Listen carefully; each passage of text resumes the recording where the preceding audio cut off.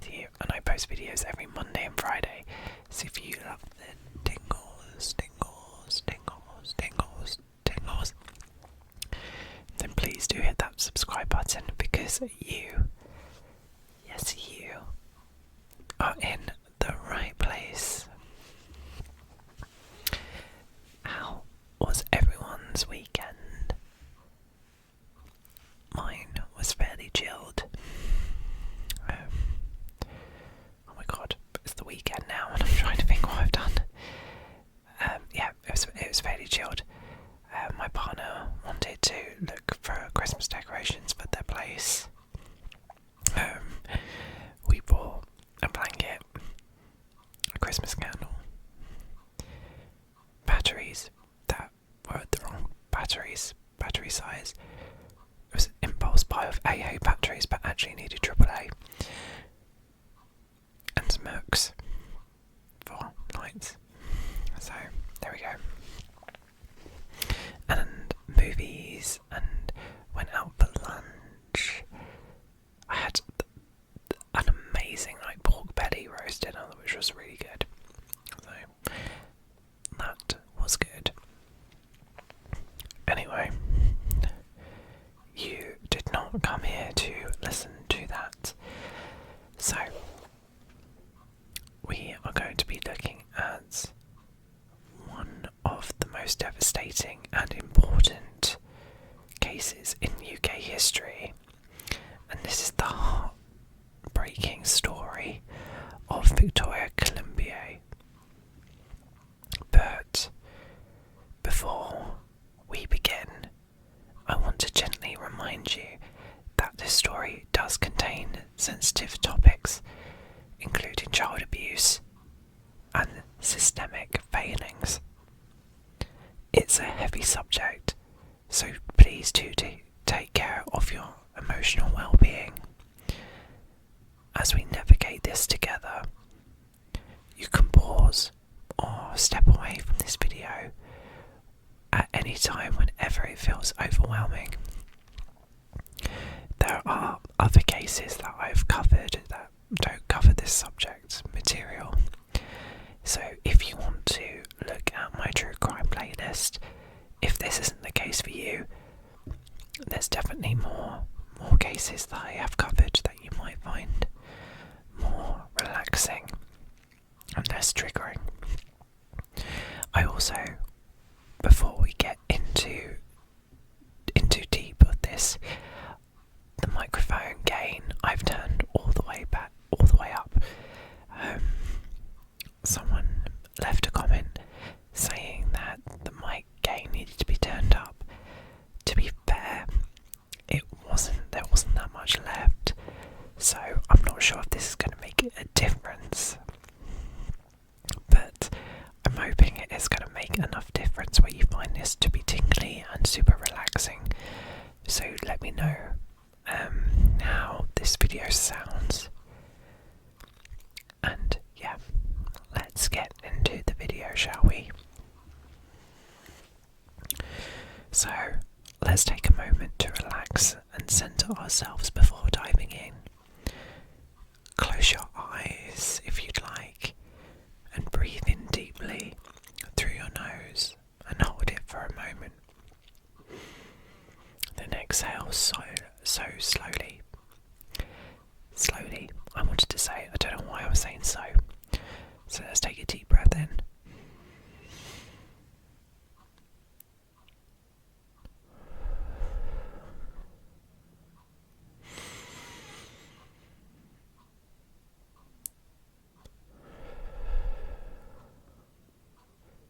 Let's do one more.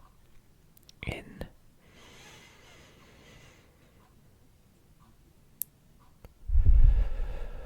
And out.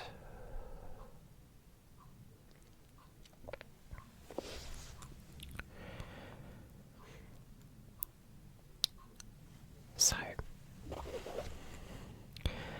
let's feel the tension melt away as we prepare to unravel this story.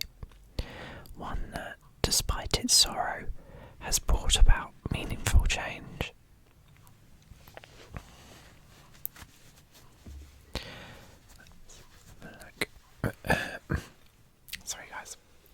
throat. I almost choked earlier today, so and it's still messed up my throat.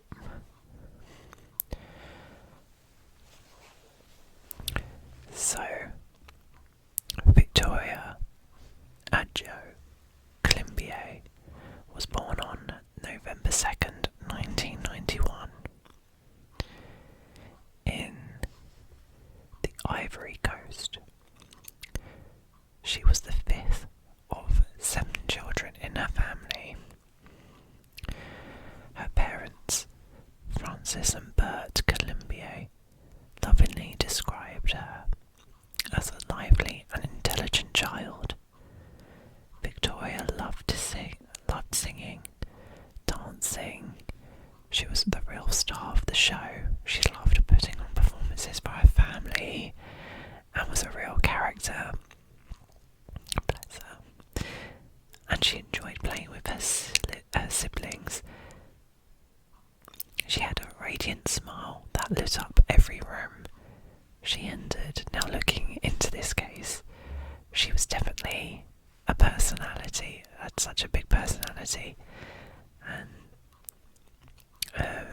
she's like around about the same age as my nieces, so I can just picture what she would have been like, which makes it just so heartbreaking already before we get deep into this case. But despite their loving care, Francis and Bert wanted more for Victoria than what her life in the Ivory Coast could offer. They dreamed of sending her abroad for a better education, believing this would unlock opportunities that just weren't available at home. In early 1999, Victoria's great aunt, Marie Theresa Quao, came into the picture. Marie was described as charismatic and persuasive woman who promised Victoria's parents she would provide a loving home and excellent education for their daughter in Europe. With heavy hearts and hopeful minds, Francis and Bert entrusted Victoria to Marie, believing that this was the first step towards a brighter future for their daughter. Now, this isn't uncommon for in some poorer countries and poorer areas in certain countries, especially because with the amount of kids they had already, that's a lot of mouths to feed. So it's often a heartbreaking decision, but sometimes for the best for their children. If there's a possibility that a more wealthier relative in a more stable financial position, this wouldn't be uncommon for them to take care of the child and to provide opportunities that they just won't have where they are at home. So it's the hardest decision, and I'm sure it's not a decision that any parent would take lightly. So I can see the motivation behind their decision, and you also don't expect a family member to treat your child or any member of the family with, to treat them horribly, do you? So you kind of think, out of anyone in the world, you're entrusting family. And I think this just adds to the sadness of this case.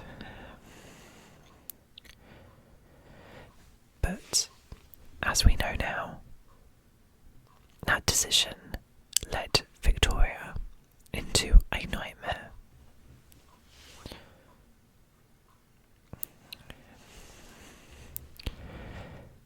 So, February 1999 began Victoria's journey to Europe. Victoria and Marie arrived in Paris in February 1999. At first, life seemed promising.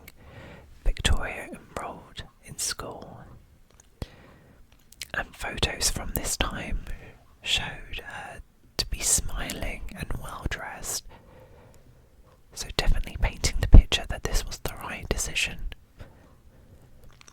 However, cracks soon began to appear. Marie began using Victoria to fraudulently claim child benefits, prioritising her schemes over the well-being of the little girl in her care.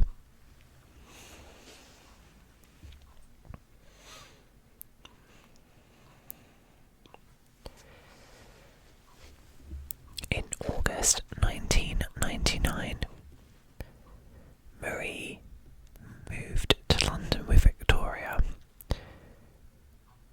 There they moved in with Carl Manning, a bus driver whom Marie had started recently dating.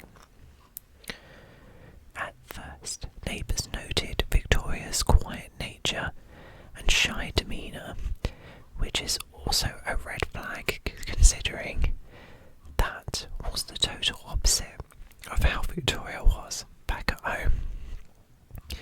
Now, yes, she has just had a major life change. She moved from her hometown to Paris, where,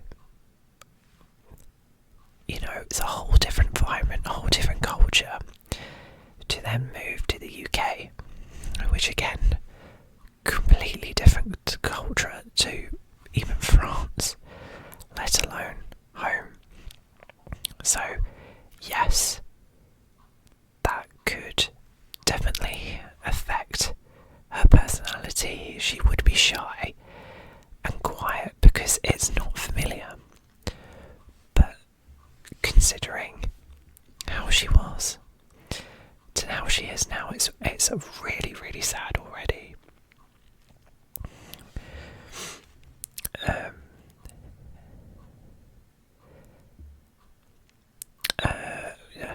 Quiet nature and shy to me, but as time passed, they began to notice the signs of neglect. Victoria was often underdressed for the cold weather and looked increasingly withdrawn. This is so sad.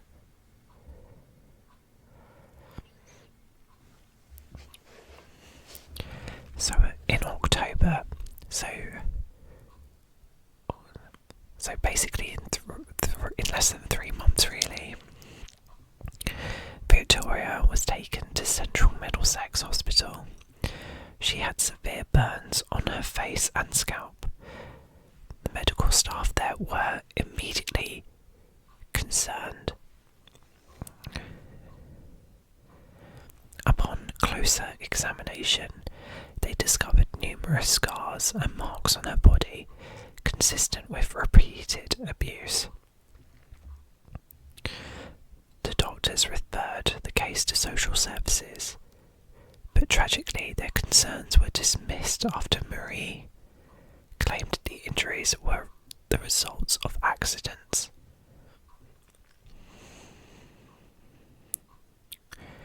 Victoria was sent home, and a devastating missed opportunity to save her.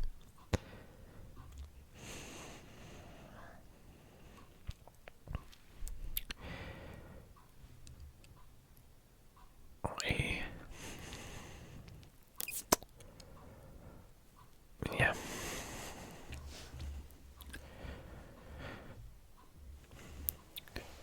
By late 1999,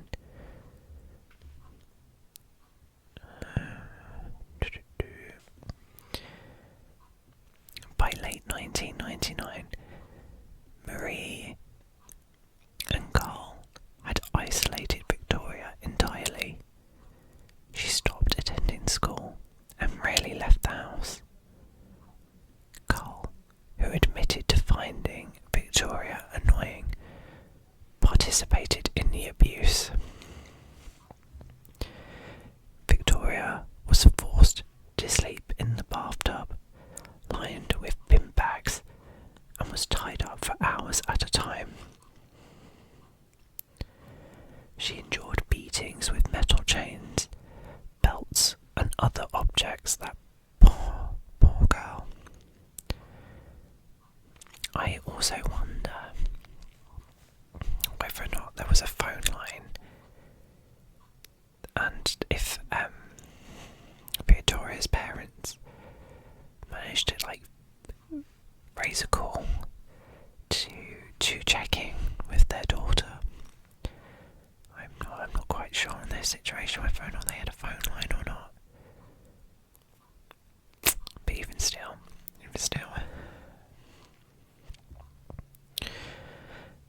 Despite being in contact with over 12 agencies, including police, social workers, and healthcare professionals, no effective action was taken to protect her. This pattern of systemic failings would later become a central focus of the inquiry of her death.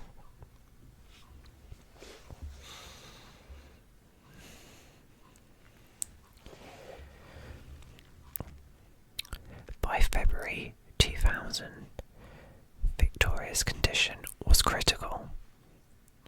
On February 24th, Marie and Carl took her to a local church instead of a hospital. The pastor, seeing her frail and battered body, urged them to seek medical attention immediately. The following day, February 25th, they reluctantly brought Victoria to the hospital. Staff were horrified by her condition. She was severely malnourished, dehydrated, and covered in scars, bruises, and burns. Despite their desperate efforts to save her, Victoria passed away later that day. She was just 8 years old.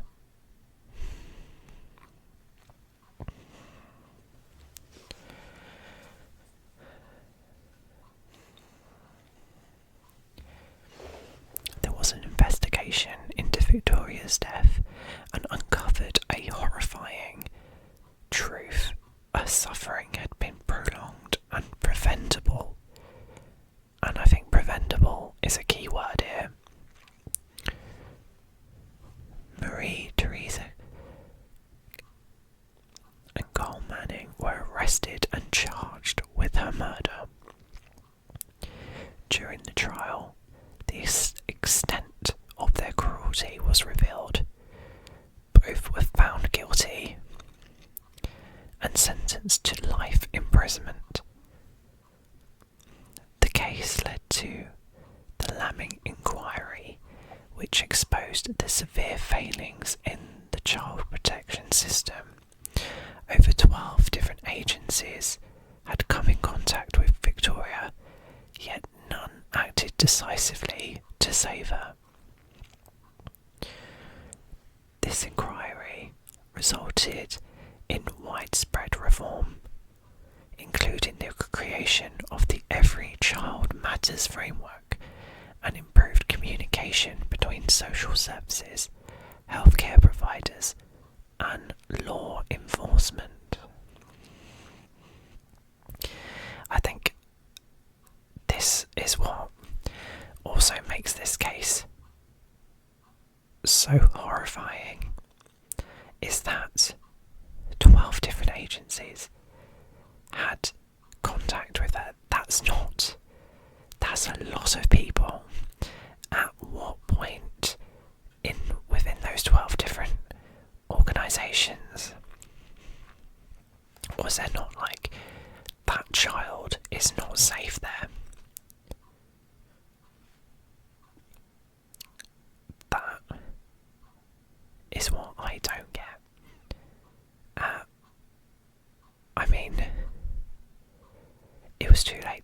by the end. But at what point would they have been like, yes, we need to take her away? I don't get it. I'm so glad there's been reform. I mean, this reform would have been as I was growing up. So what was she? She was born in 1991, so she would be 33 now. Because I'm born in 92, so I'm going to be 32 this year. So I'm a year younger than her, and it just makes you think how far we've come. And let's be honest, and I know you can probably say this about everywhere as well, that, has rules and places and protections for a child. There's still more. There's still more that should and can be done to protect children even further. Like, we've come a long way, but there's cases all the time in the news of failings and stuff. And yeah, I'm just horrified. The fact that there was 12 different agencies, and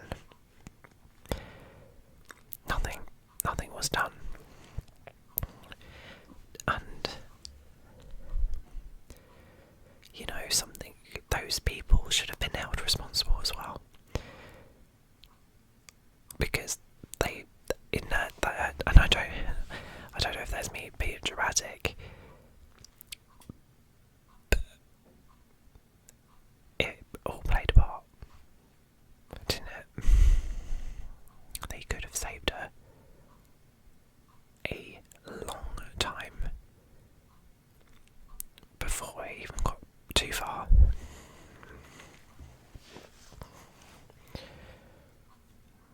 So, but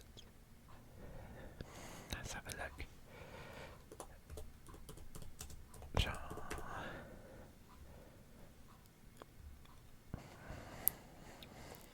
Let's have a look.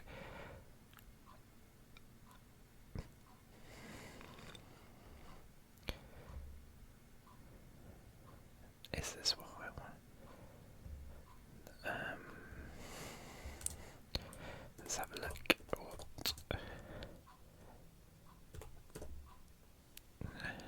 So, let's have a look.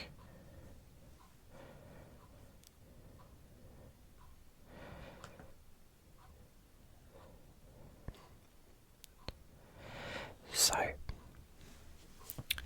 the Every Child Matters is a UK government initiative, England and Wales, that was launched in 2003 and represented by the government's recognition of the value of investing in prevention and early intervention. The scope of Every Child Matters initiative covers children and young adults up to the age of 19 or 24. For those with disabilities, the Every Child Matters initiative was well received by those organisations that work with children and has been described as a sea of change to children and families. Lisa Payne, Principal Policy Officer for the National Children's Bureau, said of it, "The ambitions were amazing and the investment was unprecedented, and the prioritisation of children unmatched in my memory." Helen Dent, Chief Executive of Family Action, said the initiative made positive moves towards a more joined-up thinking about child well-being. The Every Child Matters initiative has been hailed as one of the 21st century's most important policy initiative and development programs in relation services. Enforced by the Children Act 2004, Every Child Matters took a radically new approach to improving the well-being of children from birth. It was designed to end the disjointed services that failed to protect 8-year-old Victoria and aimed to achieve better outcomes for all children by making organisations that provide services to children work better together. Its main aims for every child, whatever their background or circumstances, to have the support they need to be healthy, stay safe, enjoy and achieve, make a positive contribution, and achieve economic well-being.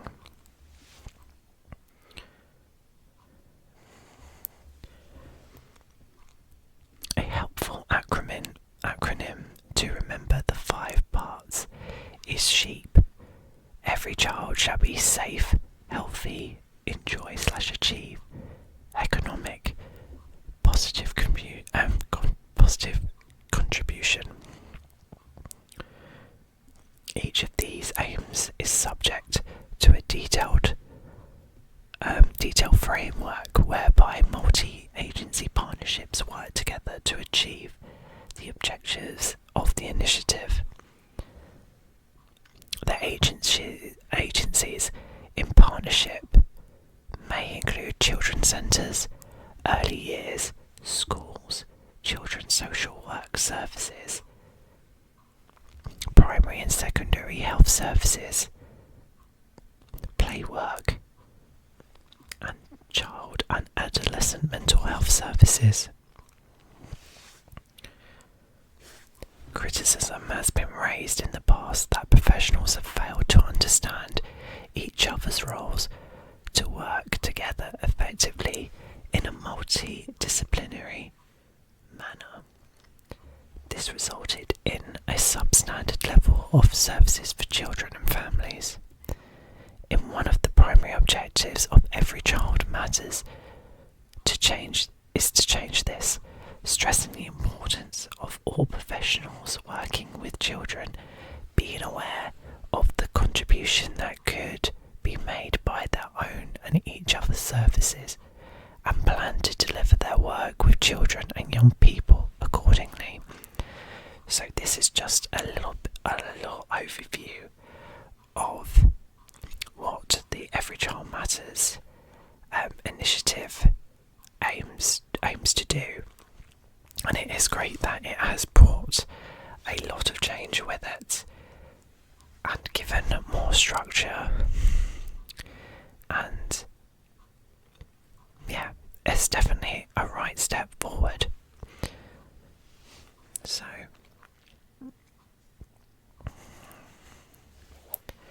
but Victoria's story is a heartbreaking reminder of the importance of vigilance and compassion. Her suffering was unimaginable, but her legacy has inspired change and protects vulnerable children to this day. Tonight, I want to leave you with this thought. If you ever suspect that someone is in danger, don't hesitate to act. Your voice could be the difference between life and death. Thank you for joining me tonight, and let's honour Victoria's memory by carrying the lessons of her story forward. Until next time, stay safe.